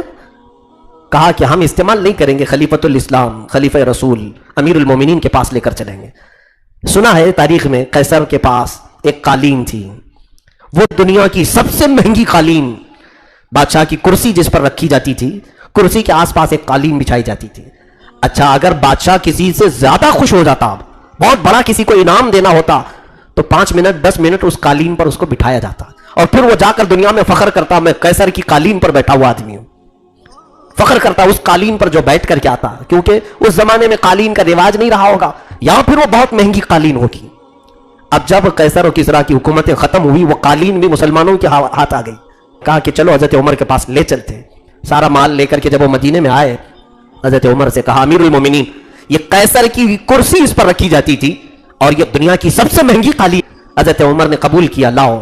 اور اس کا کیا کیا, کہا مسجد نبوی کے دروازے کے باہر پیر پوچھنے کے لیے رکھ دو کہ یہ رسول اللہ کے غلاموں کے قدموں کے نیچے ہی رہے. اس کی وہی حال کیفیت ہے, بس اس کی اہمیت اتنی ہے. حضرت عمر نے مسجد نبوی کے باہر بچھوا دیا. ہاں مسجد میں اندر بھی نہیں کہ سجدہ کر کے بھی کوئی فخر کرے, بلکہ پیر پوچھ کر کے آؤ, پھر یہ دنیا کو میسج دو جہاں رسول عربی کے غلام پیر پوچھتے ہیں وہاں قیصر و کسریٰ کی کرسیاں لگتی ہیں. بادشاہوں کی کرسیاں جہاں پر لگی جاتی ہیں وہ رسول پاک کے غلاموں کے قدم بھی نہیں لگتے. عزیزان گرامی, حضرت عمر نے ایک مزاج دیا ہے, جو کچھ بھی تمہاری عزت ہے وہ رسول پاک. عمر فاروق رضی اللہ تعالیٰ عنہ نے مسلمانوں کو بار بار یہ مخاطب کر کے فرمایا, اے ایمان والو تمہیں جو عزت ہے وہ رسول پاک کی بدولت ہے, رسول کریم صلی اللہ علیہ وسلم کی وجہ سے ہے. اس کو کبھی نہ بھولنا کہ تمہاری اپنی پرسنالٹی کچھ ہے, اس کی وجہ سے تمہیں آج کچھ مقام ملا ہے. یہاں پر بھی آج میں پھر سے کہوں گا, پورے میسج میرا میسج دور دور تک جائے, اگر سن لو. لوگ اب دیا, صحابہ بک گئے بازار مصطفیٰ میں, پھر ان کی بولی لگانے والا کوئی نہیں تھا, ان کو خریدنے والا کوئی نہیں تھا. آج ہم اپنی بل بوتے عزت بنانے کی کوشش کر رہے ہیں. تم زندگی کے شب و روز میرے آقا کی تعلیمات کے مطابق ہوں گے, میں بھی جیوں گا سنت نبی کے مطابق, لوگوں کو بھی جینے کی دعوت دوں گا سنت نبی کے مطابق. جب تم یہ مشن پر چلو گے پھر عزت تمہارے گھر کی کنیز ہوگی, پھر عزت تمہارے پاس آئے گی. حضرت عمر فاروق رضی اللہ تعالیٰ عنہ کا حال یہ ہے, مسلمانوں سے یہی کہا کرتے تھے سیدنا عمر فاروق رضی اللہ تعالیٰ عنہ کہ اے لوگوں جو کچھ بھی عزت ملی ہے وہ رسول اللہ کی بدولت ملی ہے. جب آپ خلیفہ بنے حضرت ابو بکر صدیق کے بعد, آپ کو لوگوں نے کھڑا کیا ممبر پر, تو سب سے پہلا جو خطبہ آپ نے دیا وہ یہی کہا کہ اے لوگوں عمر کے پاس اپنا کچھ نہیں ہے, مجھ سے پہلے جو گزر چکے رسول پاک صلی اللہ علیہ وسلم اور حضرت ابو بکر, انہی کا سارا طریقہ ہے. میں قسم کھا کر کہتا ہوں جس چیز کا بھی تمہیں میں حکم دوں گا انہی 2 لوگوں کے احکام میں سے حکم دوں گا. یہ نہیں کہ میں اپنا ایک سسٹم چلاؤں گا, میں ایک اپنی رعایا چلاؤں گا. حضرت عمر فاروق رضی اللہ تعالیٰ عنہ ممبر رسول پر کھڑے ہیں. امام حسین رضی اللہ تعالیٰ عنہ چھوٹی عمر میں تھے, آئے مسجد نبوی میں, اندر داخل ہوئے. حضرت عمر فاروق خطبہ دے رہے تھے, بلند آواز سے امام حسین نے کہا اے عمر میرے نانا کے ممبر سے اتر جاؤ, یہ میرے باپ کا ممبر ہے. حضور کو وہ ابا کہتے تھے, حضور نے بھی ان کو بیٹا کہا ہے کیونکہ حضور کی اولاد بھی حسنین کریمین سے ہی چلی ہے. کہا یہ میرے باپ کا ممبر ہے. حضرت عمر بیچ خطبے میں اتر آئے, یہ نہیں کہ جمعہ کا خطبہ کمپلیٹ کر لوں, خطبہ چھوڑ دیا اور نیچے آ گئے. امام حسین کی عمر اس وقت 9 سال کی تھی یا 8 سال کی تھی, جتنی بھی رہی ہو. آپ نیچے آئے, حضرت عمر فاروق رضی اللہ تعالیٰ عنہ نیچے گھٹنوں کے بل بیٹھ گئے, امام حسین کے دونوں کندھوں کو پکڑا اور کہا سچ کہا شہزادے آپ نے, یہ ممبر تمہارے باپ کا ہے, تمہارے نانا کا ہے. حضرت حسین نے کہا کہ اترو میرے باپ کے ممبر سے اور اپنے باپ کے ممبر پر جاؤ. حضرت عمر نے کہا میرے باپ کا کوئی ممبر نہیں, ہمیں جو ممبر ملا ہے وہ تمہارے نانا کی وجہ سے ملا ہے, وہ تمہارے گھر سے ملا ہے, ہمارا اپنا کوئی ممبر نہیں. تب امام حسین نے کہا اچھا تمہارا کوئی ممبر نہیں, میرے باپ کی ممبر سے بولنا ہے پھر بولو. حضرت عمر پھر کھڑے ہو گئے. یہ بتانا تھا لوگوں کو کہ اے لوگوں عزت جو کچھ بھی ہے وہ رسول کے گھر سے ہے, یہاں سے رشتے مضبوط رکھو, یہاں سے اپنی عزتیں تمہاری کائنات میں چھا جائیں گی, اور اس گھر کو چھوڑ کر کے تمہاری کوئی عزت نہیں ہے. آج جو لوگ सोच रहे हैं कि मैं नाम छुपा दूं, आइडेंटिटी छुपा दूं, शनाख्त छुपा दूं, ताकि लोग मेरी इज्जत करने लग जाएं और मारे जाओगे और ख़त्म किए जाओगे। हुजूर पाक सल्लल्लाहु ताला अलैहि वसल्लम की निस्बत से ही हज़रत उमर के पूरे अमाल थे। देखें आप, बैतुल मुक़द्दस जब फतह हुआ तब क्या हालात थे। सैयदना उमर इब्न खत्ताब रज़ी अल्लाह ताला अन्हु को अबू उबैदा बिन जर्राह रज़ियल्लाहु ताला अन्हु खबर देते हैं कि आप तशरीफ़ लाए बैतुल मुक़द्दस में, आपके ज़रिए से नमाज शुरू होगी। हज़रत उमर चल पड़े अपने ग़ुलाम को लेकर के, और वो भी क्या शान है अमीरुल मोमिनीन की, अदल, मसावात, इंसाफ में ऐसा कोई करके दिखाए हमें। हज़रत उमर के साथ एक सवारी है, एक घोड़ा या एक खच्चर। अपने ग़ुलाम से कहते हैं सफ़र लंबा है, तुम साथ में रहोगे ये ज़रूरी भी है, लेकिन हम दोनों आपस में एक बात तय कर लेते हैं, 1 मील मैं बैठूंगा, 1 मील तुम बैठोगे। ग़ुलाम के साथ कोई ऐसा मामला करता है? सैयदना उमर फारूक ने करके दिखाया। और 1 मील आप घोड़े पर सवार होते, उनका ग़ुलाम रस्सी पकड़ करके चलता। 1 मील होते ही आप उतर जाते और ग़ुलाम से कहते अब तू बैठ, मैं रस्सी पकड़ के चलता हूँ, क्योंकि खुदा का खौफ भी इतना दिल में था। इत्तेफाक देखें, जब फ़िलिस्तीन पहुंचे इलाक़े बैतुल मुक़द्दस के पास, तो लोगों को खबर हो गई थी, वहां के ईसाई सारे लोग बाहर आ गए थे अमीरुल मोमिनीन को देखने के लिए। लोग बहुत सारे उस वक्त शहर में, नाम तो सुने थे अमीरुल मोमिनीन का, देखा नहीं था, सब बाहर आए। इत्तेफाक ऐसा कि उस वक्त घोड़े पर सवार होने की बारी ग़ुलाम की थी। ग़ुलाम बैठा हुआ था और आप रस्सी पकड़ के चल रहे थे। तो लोग जैसे ही आए, सबों ने अमीरुल मोमिनीन को पुकारा, कहा उमर ज़ाहिर हो गए, और आपकी तारीफ में लोग बोलने लगे और उसी ग़ुलाम की तरफ बढ़ने लगे। सारे लोग, देखा नहीं था। पीछे से एक सहाबी ने, हज़रत गालिबन अबू उबैदा ने पुकार करके कहा है लोगों, वो अमीरुल मोमिनीन नहीं जो घोड़े पर बैठा है, अमीरुल मोमिनीन तो रस्सी पकड़ करके आ रहा है। लोगों ने कहा क्या अमीरुल मोमिनीन ग़ुलाम की रस्सी पकड़ के भी आते हैं? कहा ये ईमान वालों का अमीर है, इसने अदल से पूरी दुनिया को भर दिया है। हज़रत उमर फारूक रज़ियल्लाहु ताला अन्हु को उस वक्त जब ये पुकारा गया अमीरुल मोमिनीन, आपकी इज्जत बुलंद हो, आपकी इज्जत बुलंद हो, जैसे नारे लगते हैं, आप रोने लग गए। सारे लोगों को जमा किया और एक ऊंचे टीले पर खड़े हो गए, कहा ऐ लोगों, आओ मैं अपनी हकीकत तुम्हें आज बता देता हूं। मुझे आज तुम लोग इस हालत में देख रहे हो, आओ मैं आज तुम्हें अपनी हकीकत बता देता हूं। यह उस वक्त की बात है जब उमर फारूक की हुकूमत जानते 36 लाख मुरब्बा किलोमीटर पर थी। 36 लाख स्क्वायर किलोमीटर पर तन्हा मालिक थे आप। आपका रोब दबदबा चलता था, आपके अहकाम नाफिज होते थे। 36 लाख स्क्वायर किलोमीटर मामूली बात नहीं, कई मुल्क उसके अंदर आते थे अरब के। उस वक्त हज़रत अमीरुल मोमिनीन उमर इब्न खत्ताब रो रहे हैं और लोगों को जमा करके कहते हैं सुनो मेरी तारीख, तुम सुनना चाहते हो मैं बताता हूं अपने आप को। कहा कि सुनो, मैं वही उमर हूं खत्ताब का बेटा, मैं वही उमर हूं खत्ताब का बेटा जिसको बचपन में मेरा बाप बकरियां चराने के लिए भेजता था और मैं 2 बकरियां सही संभाल नहीं पाता। ऊंट कहा, बकरियां कहा। कहा कभी एक बकरी इधर चली जाती थी, कभी एक बकरी उधर चली जाती थी। बकरियों को हमने भी देखा है, जल्दी हाथ में आती नहीं है, कुर्बानी के मौके पर भाग जाते हैं। हज़रत उमर कहते हैं मुझसे बकरियां नहीं संभली जाती तो मेरे बाप खत्ताब मुझे इतना मारते थे, कहा कि मैंने दुनिया में मेरे बाप से ज्यादा सख्त दिल आदमी किसी को देखा ही नहीं। खत्ताब बहुत सख्त दिल, वो लकड़ियों से मारते, हर चीज से मुझे मारते थे। खत्ताब हज़रत उमर को मारते थे, बाप बेटे को क्यों, बकरियां नहीं संभाल पाता, 2 बकरियों को सही लाइन में नहीं लगा पाता। हज़रत उमर रोने लगे, ऐ लोगों, आज लाखों मुसलमानों को उमर तन्हा हाँक रहा है, ये रसूलुल्लाह की बरकत है। लाखों लोगों को तन्हा वो हाँक रहे हैं, एक रास्ते पर सबको लेकर के आए हैं। जानते हैं ऐसे हाँक रहे थे, ऐसे हाँक रहे थे। ये ऐसे नहीं कि दिल्ली में बादशाह बैठा हुआ है और यहां सब कुछ चल रहा है, क्योंकि बादशाह को कहां खबर होती है क्या हो रहा है। नहीं, उमर फारूक की अदालत ऐसी नहीं थी। बहुत दूर दराज इलाके में एक बार हज़रत उमर सफर पर है, गश्त कर रहे हैं, एक घर से अंदर से आवाज आ रही है, माँ बेटी 2 लोग हैं, उनके घर में बकरियां होंगी, दूध निचोड़ा और बर्तन में रखा। माँ कहती है बेटी से कि बेटा थोड़ा सा पानी मिला दे, दूध ज्यादा हो जाएगा और बेचेंगे तो पैसा आ जाएगा। दूध में पानी मिलाने वाले हर जमाने में रहे होंगे, तो लीटर बढ़ाने के लिए माँ कह रही थी बेटी से, बेटी कहने लगी अम्मा तुझे मालूम नहीं दूध में पानी मिलाने की बात कर रही है, जबकि उमर की हुकूमत है, आज उमर इब्न खत्ताब की खिलाफत का जमाना है और तू ये पानी दूध में मिलाने की बात कैसे कर रही है। माँ डर गई और कहा नहीं नहीं पानी नहीं मिलाएंगे, जबकि रात का वक्त है, छोटा सा घर है, गरीबों का घर, और वहां खौफ है हज़रत उमर का, किस चीज में, पानी मिलाने में, दूध में पानी मिलाने से उनका खौफ था हज़रत उमर का। यहां तो पता नहीं पूरे बैरल बैरल मिला देते हैं, और सामने वो भी हाकिमों के सामने नेता लोग खड़े होकर के मिलवा देते हैं, आप मिला लो सारी चीजें।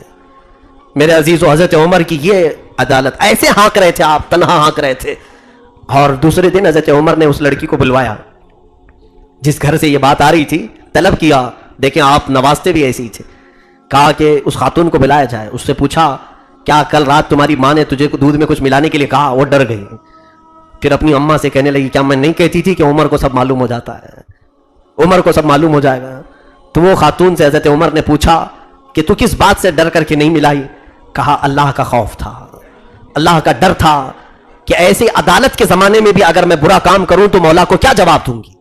حضرت عمر نے اپنے بیٹوں میں سے ایک بیٹے کو بلایا اور کہا مجھے یہ پسند ہے کہ میں اس کو اپنی بہو بنا لوں, اور اپنے ایک بیٹے کو حکم دیا نکاح کرنے کے لیے.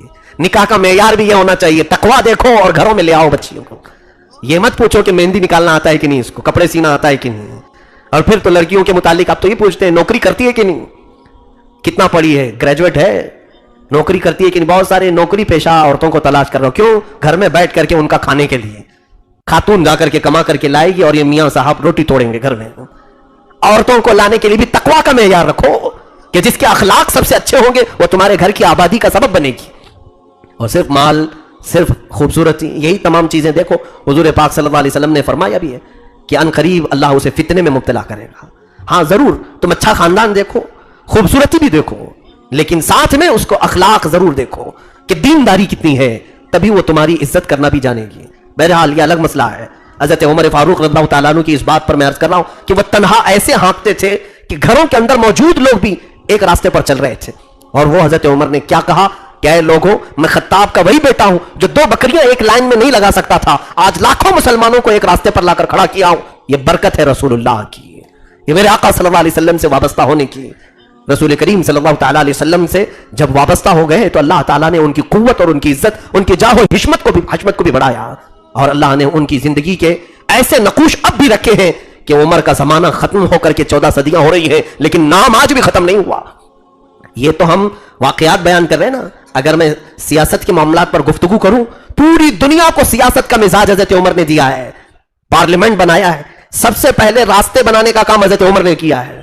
یہ جو ہائی وے روڈ بن رہے ہیں, حضرت عمر نے یہ مثال قائم کی. اس سے پہلے تو جنگلوں سے لوگ گزرتے تھے, پہاڑوں سے گزرتے تھے, سب کے گزرنے کا ایک راستہ نہیں ہوتا تھا. لوگ چاند دیکھ کر کے چلتے تھے, ستارے دیکھ کر چلتے تھے, کہ جس کو جیسا سمجھ میں آیا وہ راستہ لے لیتا تھا. حضرت عمر نے باضابطہ روڈ بنائے, اور پھر لے آؤٹ بنانے کا سسٹم. سب سے پہلے یہ جو ڈیولپمنٹ کا سسٹم ہے, پلاٹ لے کر کے گھر بنانا, کوفہ اور بصرہ حضرت عمر نے بنائے. سیدنا عمر فاروق رضی اللہ تعالیٰ عنہ نے سوسائٹی بنانے کا کام سب سے پہلے فرمایا. ہجرت کی تاریخ سب سے پہلے حضرت عمر نے لکھی ہے. آج 1441 ہجری میں ہم چل رہے ہیں. محرم کی کتنی ہو, اب یہ ہجری کتنی چل رہی ہے؟ 1441. کیونکہ اس وقت تک جو تاریخ چلتی تھی وہ دوسری تاریخیں تھی, لوگ الگ الگ تاریخ سے اپنے دن طے کرتے تھے. یہ عیسوی جو تاریخ چل رہی ہے, جو آج 2019 جو چل رہا ہے, یہ عیسوی اس کو کہتے ہیں. یہ تو پہلے سے تھی, لیکن حضرت عمر نے کہا کہ ہمارے اسلام کی اپنی ایک الگ تاریخ ہونا چاہیے. تو لوگوں نے پوچھا کہ کس دن سے شروع کریں؟ حضرت عمر نے کہا جس دن رسول اللہ ہجرت کر کے آئے اسی دن سے تاریخ ہو. اسی لیے اس کو ہجری کہا جاتا ہے. ہجرت کی تاریخ ہے یہ حضرت عمر نے شروع کی. اولیات عمر میں ہیں یہ سارے کام. اور پھر سیدنا عمر فاروق رضی اللہ تعالیٰ عنہ نے بہت سارے ایسے بیت المال سے وظیفے جاری کیے. بوڑھوں کو جو ریٹائرمنٹ پینشن ہے, یہ حضرت عمر کا شروع کیا ہوا کام ہے.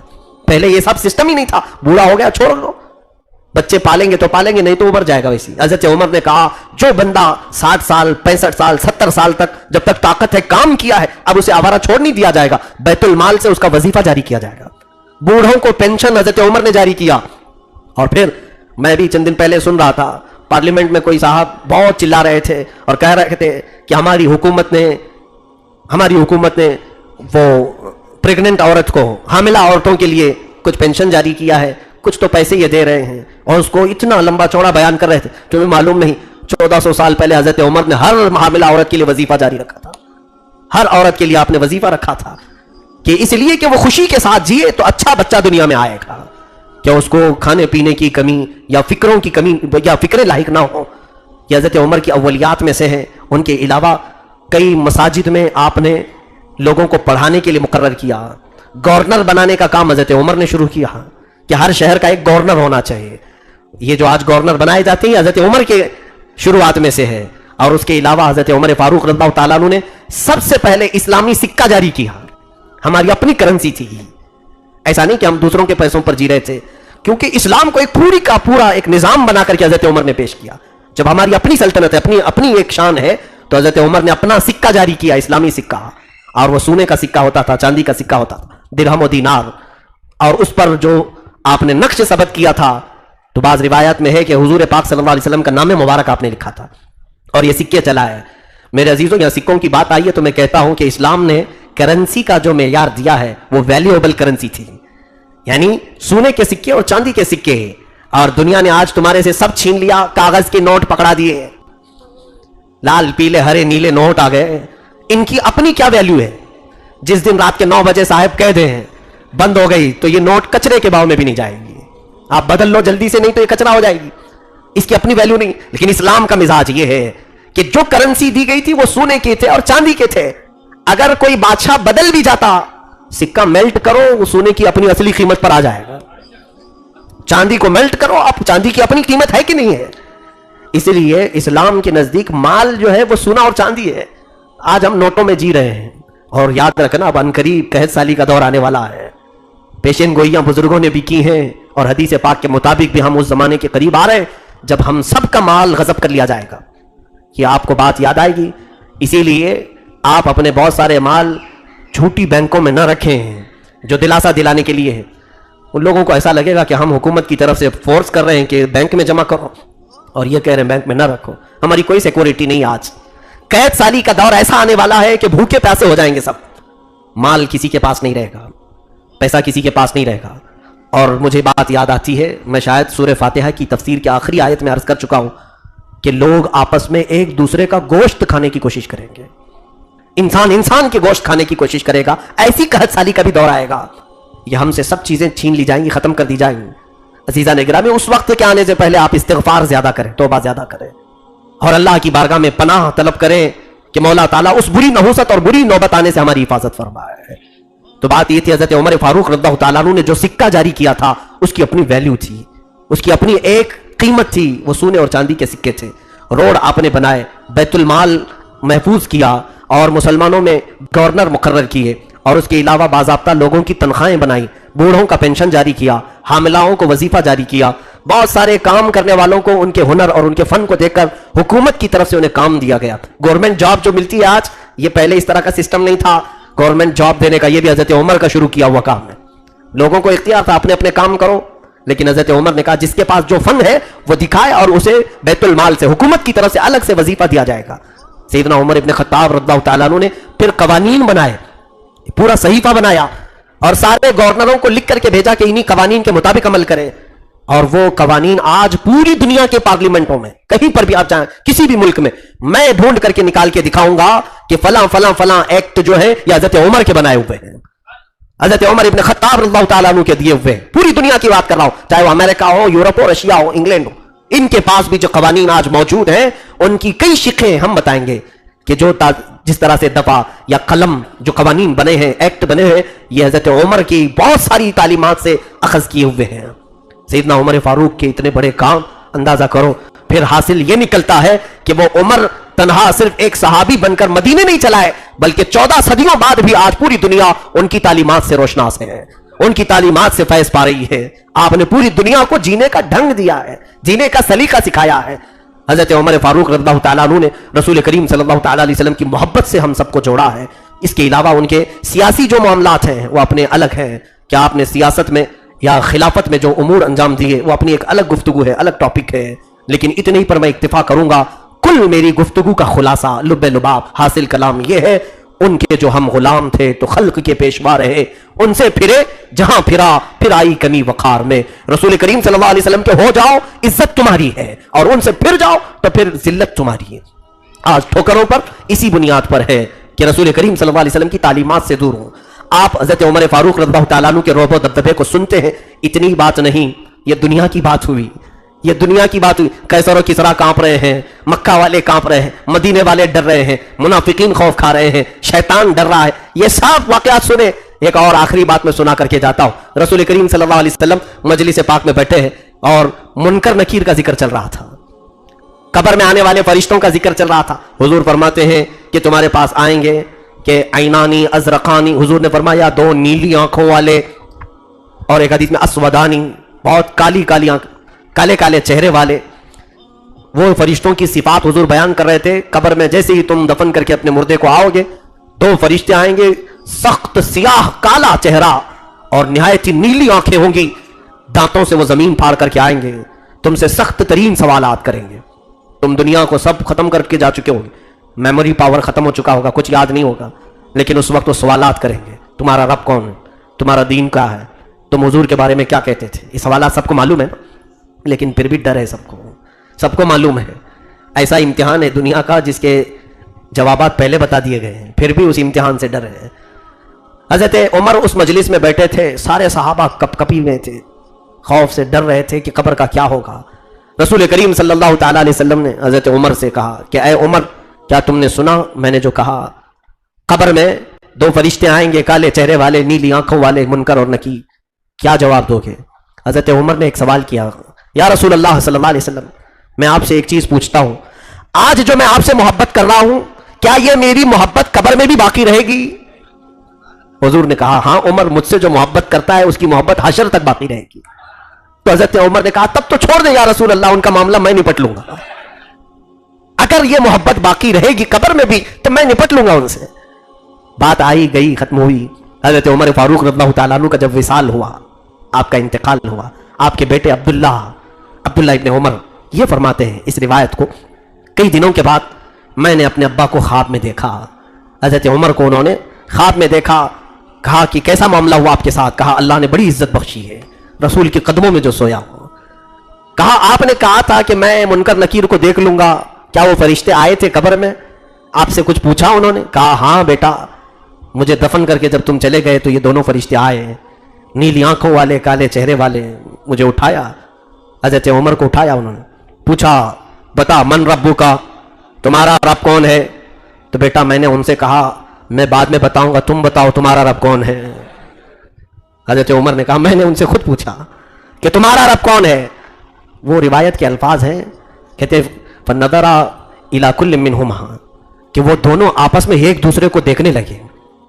وہ آپس میں فرشتے دیکھنے لگے, کس کے پاس ہم آئے, پوری دنیا کو ہم نے سوال کیا اور یہ ہم سے پوچھ رہا ہے. تو ان میں سے ایک فرشتے نے کہا دوسرے سے کہ اس کو چھوڑ دو, یہ رسول اللہ کا ساتھی ہے, اس کو چھوڑ دو, یہ رسول اللہ کی محبت میں دنیا سے آیا ہے. تو فرشتوں نے کہا آپ سو جائیں, ہم دوسری ڈیوٹی پر جاتے ہیں.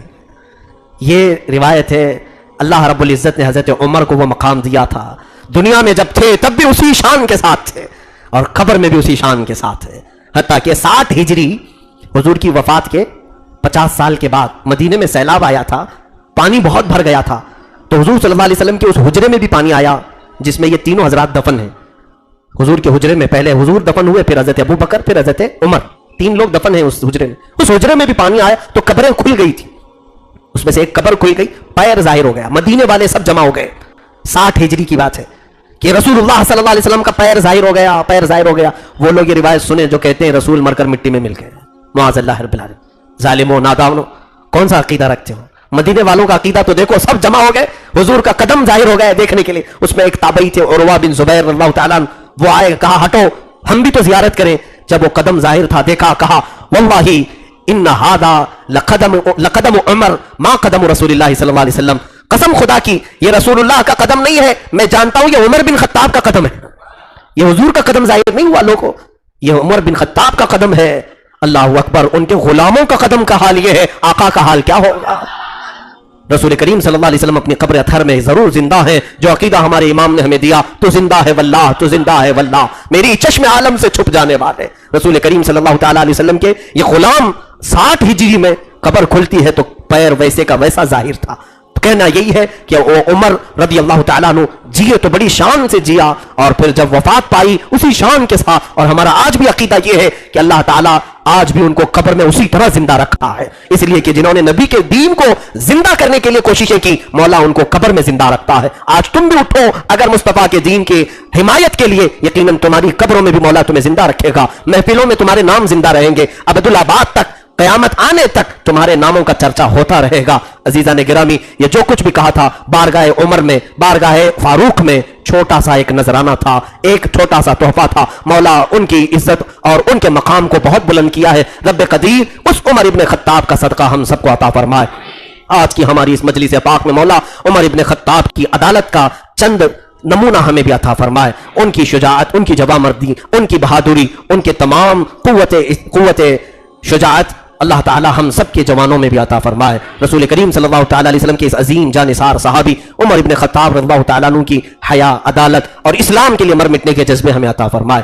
اے کریم خدا ارحم الراحمین مولا، آج امت مرحومہ پھر سے کسی عمر کے انتظار میں ہے، مولا ہمیں وہ عمر جیسا کوئی ایک قائد عطا فرما جو کفار و مشرکین کو کیفر کردار تک پہنچائے، اسلام و سنیت کا بول بالا کر دے۔ اے کریم خدا ارحم الراحمین کفر و شرک کا منہ کالا کر دے، ارحم الراحمین برا چاہنے والوں کے برے منصوبوں کو تو خاک میں ملا دے۔ ہم سب کی ان محفلوں کو سدا تو قائم رکھ، جتنے سن رہے ہیں، جتنے حاضر ہیں، جتنی سامعات ہیں، عورتیں، بچے، بوڑھے، سب کو مولا اس محفل کی برکتیں نصیب فرما۔ وصلی اللہ تعالی علی خیر